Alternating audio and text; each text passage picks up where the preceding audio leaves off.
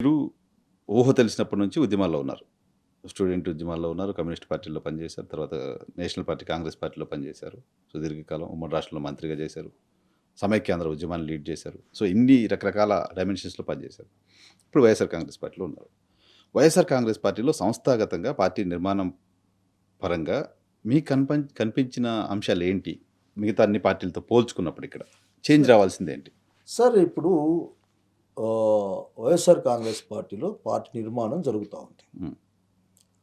బహుశా సక్సెస్ అయితే one of the strongest నెట్వర్క్ల నిర్మాణం ఉన్న పార్టీగా మారిపోద్ది. ఇప్పుడు జరుగుతోంది. ఇప్పుడు జరుగుతుంది. ఇప్పటివరకు లేదది. నేను వచ్చింది మీరు మీ 6 నెలల అబ్జర్వేషన్ గురించి 8 చెప్తున్నారు. మంత్సే కదా సార్. ఆ! నేను 8 మంత్స్ 9 మంత్స్ అయింది వచ్చి నేను పార్టీలోకి. హ్మ్. వచ్చిన తర్వాత ఒక 4-5 మంత్స్ బ్యాక్ నుంచి నిర్మాణం గురించి ప్రోగ్రామ్స్ వస్తున్నాయి కానీ హ్మ్. నిర్మాణం ఎట్లా అంటే చివరికి గ్రామ స్థాయి వరకు కూడా కమిటీలు వేయాలి. హ్మ్.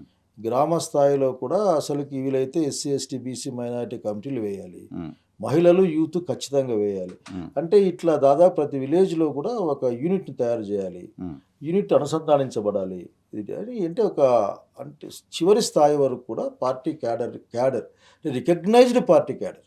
మరి ఊరికే మేము మామూలు చెప్పుకుంటూ ఉంటాం కదా! అట్లా కాకుండా హ్మ్. రికగ్నైజ్డ్ పార్టీ క్యాడర్‌ని ఏర్పాటు చేయాలన్నది పార్టీ పనిచేస్తూ ఉంది. హుహు. బహుశా ఈ సంక్రాంతికి అనుకున్నారు కానీ బహుశా కొద్దిగా డిలే అయింది. ఈ కోడి సంతకాలు దాంతో అట్లా హ్మ్. మా ఇంట్లో వాళ్ళకి. హ్మ్.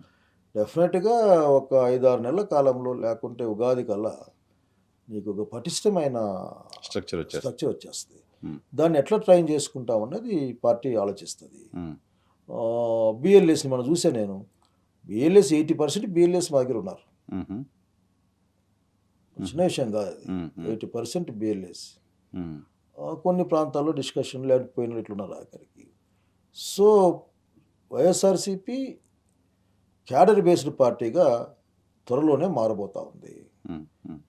లీడర్ జగన్మోహన్ రెడ్డి గారు దాని పట్ల ప్రత్యేకమైన శ్రద్ధ చూపిస్తూ ఉన్నారు. హుహు. ఆయన పదే పదే చెప్తుంటారు ఆఖరికి 15 లక్షల సైన్యాన్ని నేను తయారు చేస్తా ఉన్నాను అని. హ్మ్. ఆ సైన్యం అంటే party క్యాడరే sir. Hmm. Hmm. Hmm. So, there is no doubt ఇది క్యాడర్ బేస్డ్ పార్టీగా, ఒక డిసిప్లిన్డ్ క్యాడర్ బేస్డ్ పార్టీగా ఇది ఉండబోతుంది. ఒక పెద్ద గ్యాప్ కనిపిస్తుంటది సార్. జగన్మోహన్ రెడ్డి ఎక్కడికో వస్తున్నారంటే విపరీతంగా జనాలు రావడం కనిపిస్తది.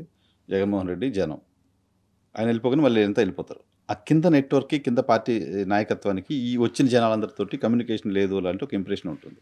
అంటే మీరు ఒకటి అర్థం చేసుకోవాలి సార్. అంటే మీరనే కాదు, మనం ఒకటి అర్థం చేసుకోవాలా. ఒక్కొక్కరు పోతే ఒక్కొక్కరు వస్తారు. ఉదాహరణకి మీరు పోతే 1000 మంది రావచ్చు. హ్మ్. మీ దగ్గర పనిచేసే వాళ్ళు పోతే 10 మందే రావచ్చు. హ్మ్. సో, 990 మంది మిస్ అయ్యారు అనుకోకూడదు. హ్మ్. అది మీ అకౌంట్, మీ ఇమేజ్ అది. హ్మ్.